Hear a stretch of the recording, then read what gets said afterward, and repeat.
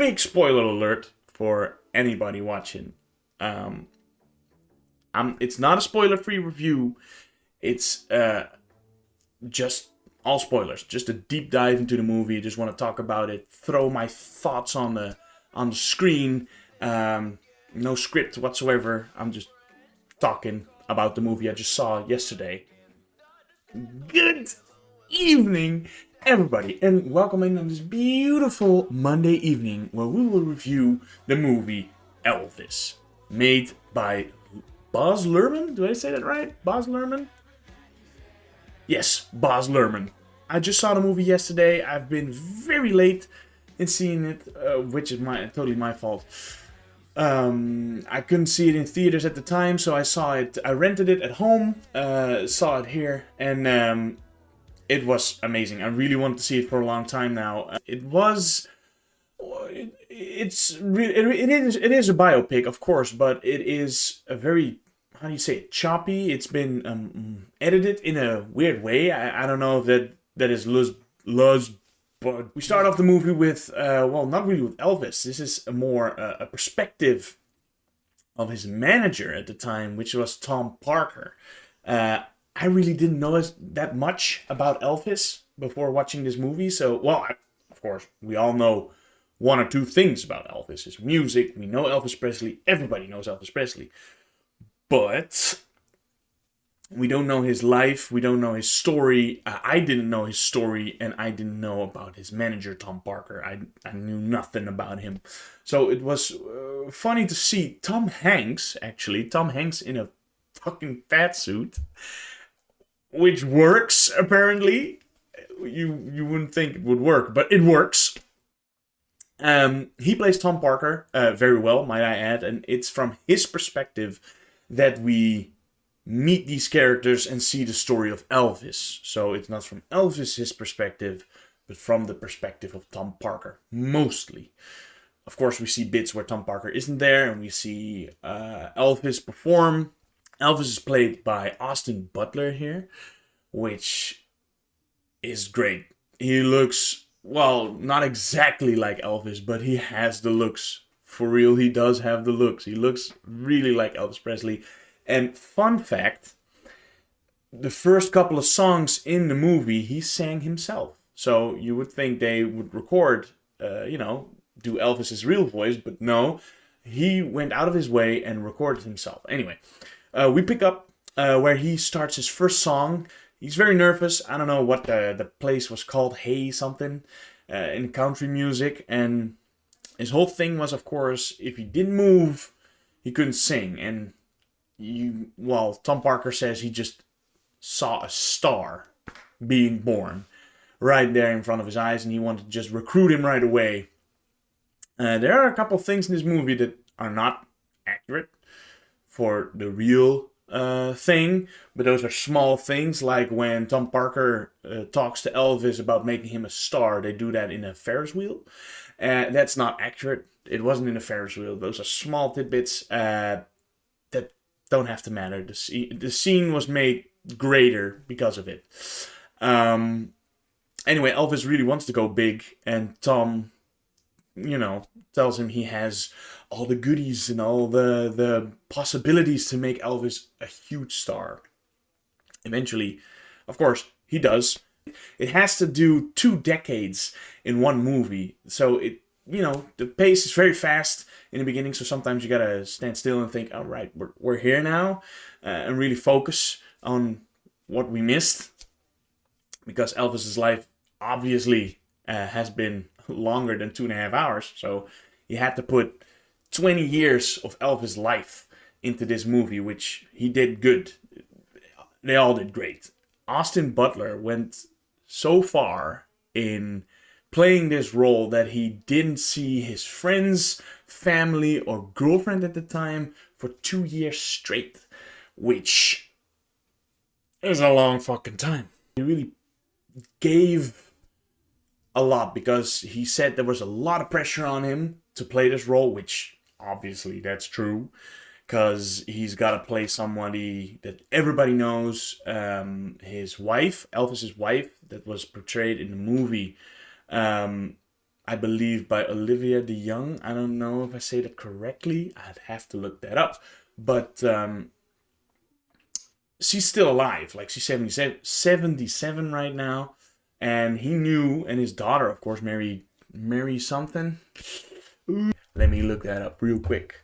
Lisa Marie Presley are still alive, of course. So he knew they were going to see the movie, and had a lot of pressure going on him. So he put everything into this role, which worked out. It worked out fine. We go from Elvis going on tours, and it was crazy to me that Elvis never actually left America, and it's clear in the movie that he really, really wanted to. And we see here the more dark side that Tom Parker brings with him, as we find out in the movie that Tom Parker isn't actually Tom Parker. Tom Parker is a Dutchman, represent, because I'm Dutch, is a Dutchman. I think Andreas van Kuik, yeah. He was born in North Brabant, which he kept hidden. He was illegally in the United States of America. I looked up the real story about Tom Parker, and yes, he fled the Netherlands on a ship and jumped ship to get into America, and nobody really knew, which is crazy.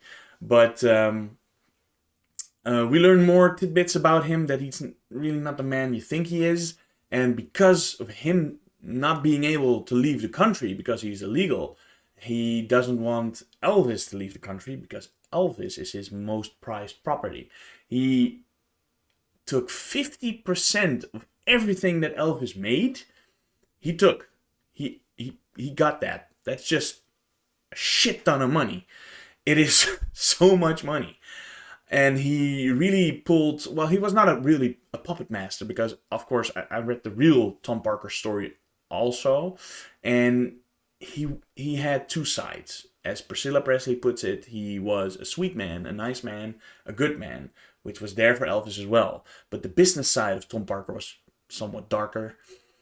And not always good for Elvis, because he abused Elvis in that way mentally to keep him here to do what he wants, and seems like it's a good idea, and Elvis thinks it's a good idea as well, and ultimately Elvis just kind of tires out of the whole thing. And there are some scenes in the movie that he wants to break free from Tom Parker, and you know, really gets everything together that this is not the way to do it.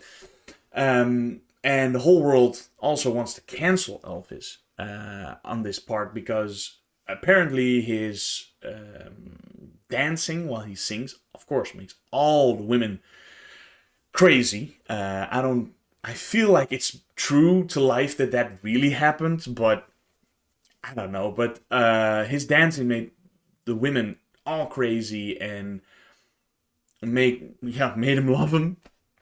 And a lot of men in that age, well, you see a lot of themes about race and what was at the time true to life.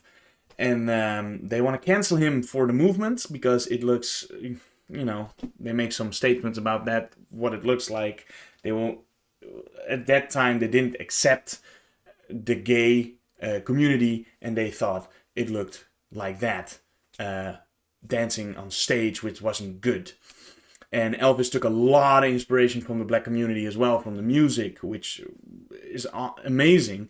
But in the movie at the time, they didn't accept that. So they wanted to cancel him.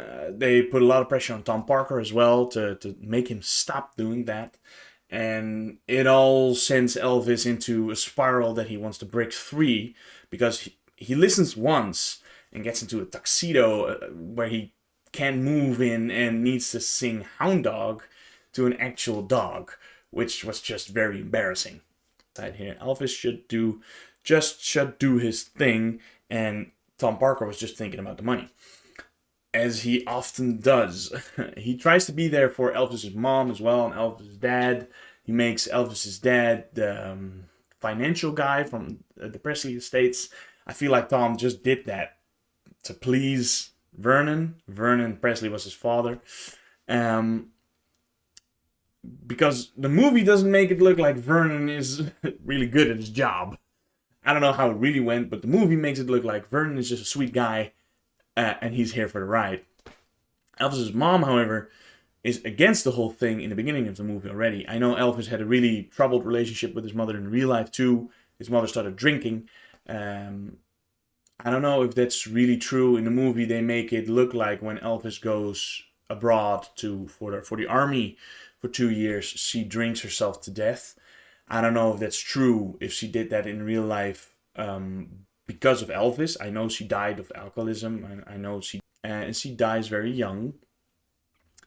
And the hard part is he bought a mansion with the money, bought them cars as he said he would. He needs to put a statement for the paparazzi when she dies, which is we need to pick up. Of course, further than that, we get a little older. Tom Parker had a heart attack in the meantime, and at this point, Elvis broke loose from Tom Parker. Broke loose. He didn't really want to have to do anything with Tom Parker anymore because he feels like Tom Parker's not good for him, makes him do things he doesn't want to do, and makes a deal with people to break loose from him, and where he needs to sing Christmas songs, he sings his new songs and his great songs, and moves like he just wants to, and that makes him big again. At the end of the movie, though, Tom Parker had a heart attack. Elvis Presley wants to go back to him to say they're done working because he feels like he's at a good point again, and his wife, Priscilla, at this point, says that make sure he doesn't clip your wings again, which if you're watching the movie you already feel like, okay, that's probably going to happen, because when you start up this movie you know what kind of story this is going to be. It's going to be a tragic story because we all know Elvis didn't really live that long, and this really shows what happened. And it's really sad. He goes there to say that business is done. But of course, Tom Parker has something up his sleeve with the new hotel that opened in Las Vegas, to sing there. He knows a guy there, apparently, and he makes a deal that Elvis can do the world tour as long as he performs there once. What happens next is that he performs there with the biggest performance of his life almost. He has an orchestra and everything will be paid for. And Elvis at this point just really wants a world tour. And yeah, he performs there. It's huge. And you see a scene where Tom Parker just makes a deal without Elvis's consent to keep him there for 5 years for a sum of money. And yeah, it's just hard to watch actually, because after that Elvis still does a couple of shows but wants to go away, and Tom's darker side is being explored here because you see good sides as well, so it's pretty hard to tell. In real life he didn't really do things by the book. I believe he didn't do things right, but I also believe he was an important man to Elvis because together they made Elvis great, which is just the bad in a good situation. But he makes that deal, and Elvis is actually being kept in a golden cage, as he says himself in the movie, because he wants to go. Eventually he wants to go. He knows what's happening.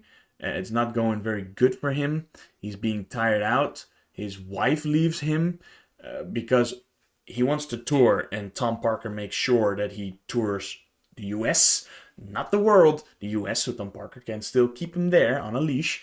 And he tours, gets girls, and his relationship with his wife of 6 years is just being broken up. She leaves him because he can't do it anymore, which is tragic because Elvis says, when I'm 50 and you're 40, we'll be together again. You'll know it. And the sad part about that is that Elvis doesn't live to be 50. He becomes 42. He stays in that hotel because when there's a point he wants to leave, he asks father, I want to leave. We're going to stop. he has a breakdown on stage and fires Tom Parker because he knows what he's doing. He knows he's controlling Elvis.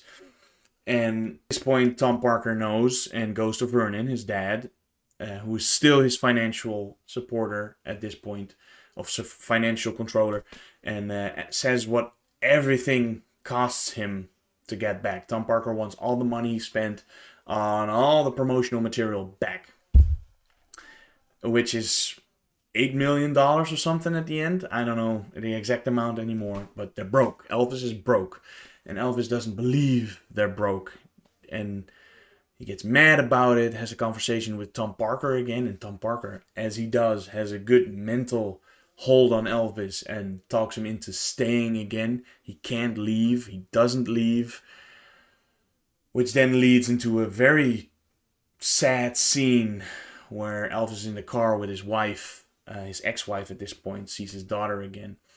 And she asks him to go to rehab. The man who had so many dreams is all out of dreams. He says that. She says, I don't have any dreams no more. And it's just heartbreaking to see because we all know where this is leading. And he doesn't go to rehab, and he's gonna perform 2 nights a day for 4 weeks straight, which broke him mentally, physically. He had to have drugs to stand up, just to walk, to perform. Of course, we all know he got bigger. He put on a lot of weight.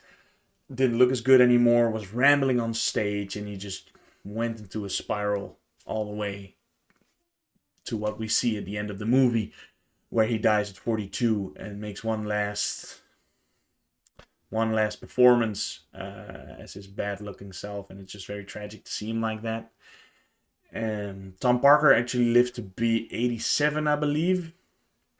He got gout and all kinds of... He got diabetes, gout.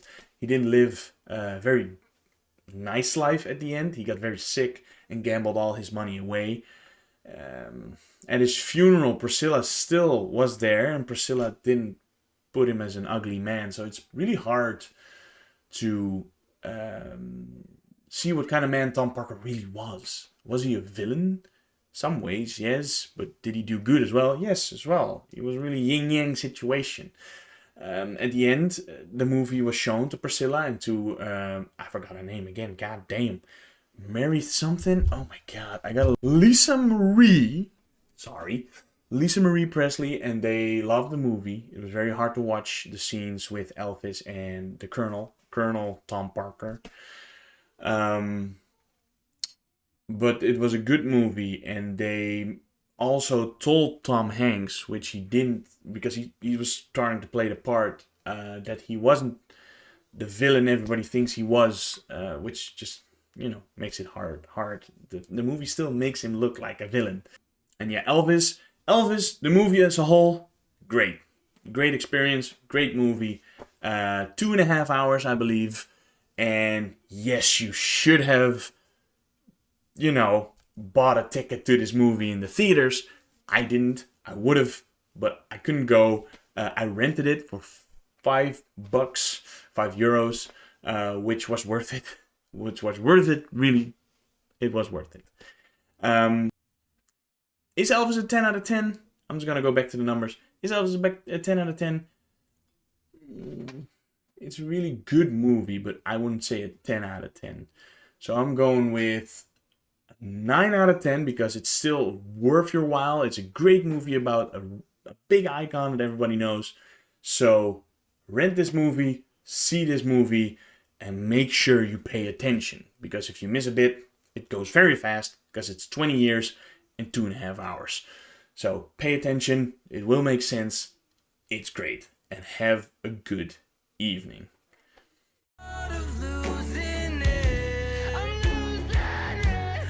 Say what you want.